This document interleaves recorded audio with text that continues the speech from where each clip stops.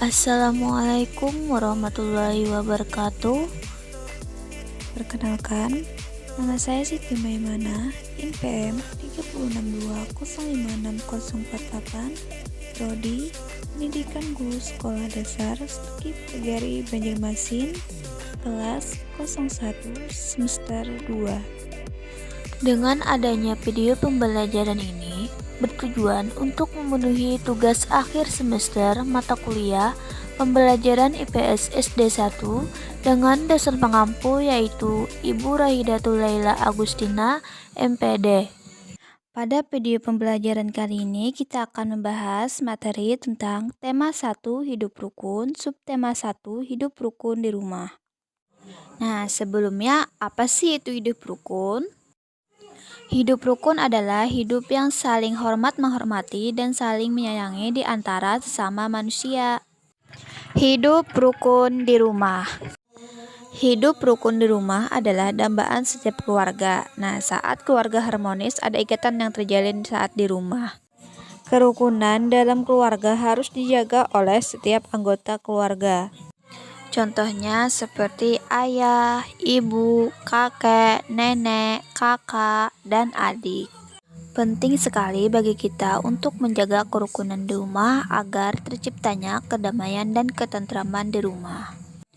Kegiatan hidup rukun di rumah. Yang pertama, saling tolong-menolong dan bekerja sama. Misalnya, kakak membimbing adik mengerjakan PR yang tidak dipahaminya. Kedua, mengadakan kerja bakti bersama-sama setiap akhir pekan, misalnya seperti membersihkan halaman dan rumah. Yang ketiga, menyelesaikan masalah dengan bermusyawarah atau mufakat. Misalnya, apabila terjadi perselisihan atau konflik, diselesaikan dengan jalan musyawarah dengan mufakat untuk kebaikan semua anggota keluarga. Yang keempat, saling menghormati dan menghargai hak masing-masing anggota keluarga, misalnya dengan tidak ribut di jam istirahat. Yang kelima, saling mendukung satu sama lain. Misalnya, ketika adik mengikuti lomba, maka anggota keluarga lainnya memberi semangat dan dukungan dengan ikut menonton perlombaan. Yang keenam, menentukan tujuan liburan bersama. Contohnya dengan mendengar semua pendapat anggota keluarga. 7. Saling menyayangi dan peduli satu sama lain. Misalnya, ketika anak sedih, maka orang tua menjadi pendengar keluh kesah mereka. 8. Bersikap adil dan tidak pilih kasih, sehingga memperlakukan salah satu anggota keluarga lebih istimewa dibanding lainnya. 9. Mendukung kegemaran atau hobi anggota keluarga lainnya selama itu hal yang positif. 10. Memberi apresiasi pada prestasi atau perilaku baik anggota keluarga, utamanya seorang tua terhadap anak. Selanjutnya kita akan membahas materi nilai-nilai hidup rukun. Yang pertama ada kebersamaan. Nilai kebersamaan akan terlihat jelas dari kekompakan dalam bertindak antara tiap-tiap individu dengan individu yang lain. Nah, adanya rasa saling memiliki serta saling nasib sepenanggungan. Kedua, kekuatan. Hidup rukun akan memperlihatkan nilai kekuatan yang sangat besar. Bersatunya dua atau lebih komponen akan membuat kekuatan yang besar. Yang ketiga, toleransi tinggi.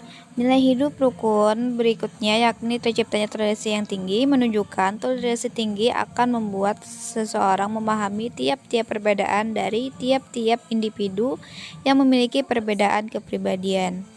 Unik, hal ini akan membuat kita tidak akan memandang sesuatu perbedaan. 4. Persatuan. Menunjukkan nilai persatuan serta kesatuan yang kuat di antara komponen-komponen yang terdapat di dalamnya. Nilai persatuan dan kesatuan ini menjadikan jati diri masyarakat dan bangsa. Selanjutnya yang kelima, asah, asih, asuh. Nah, nilai hidup rukun selanjutnya yaitu asah, asih, dan asuh. Nilai asah, asih, dan asuh tersebut akan tercipta dengan sendirinya karena setiap individu akan merasa saling membutuhkan antara satu dengan yang lain, saling dapat mengasuh dan mengoreksi di antara individu yang lain. Selanjutnya, kita membahas materi tentang manfaat hidup rukun. Yang pertama, saling tolong-menolong. Kerukunan antar individu akan menciptakan perilaku yang saling tolong-menolong dalam menyelesaikan suatu permasalahan.